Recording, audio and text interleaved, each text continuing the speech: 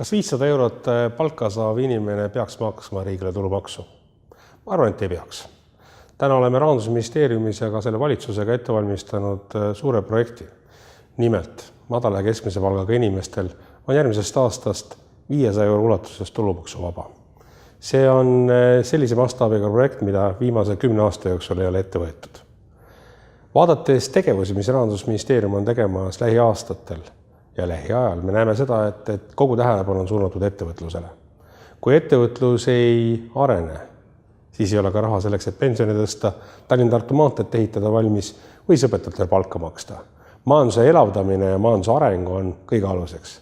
Rahandusministeeriumis oleme ette valmistamas erinevaid meetmeid, alates ettevõtluskontost, kuni lõpetades küpsete ettevõtete dividendimaksu alandamisega.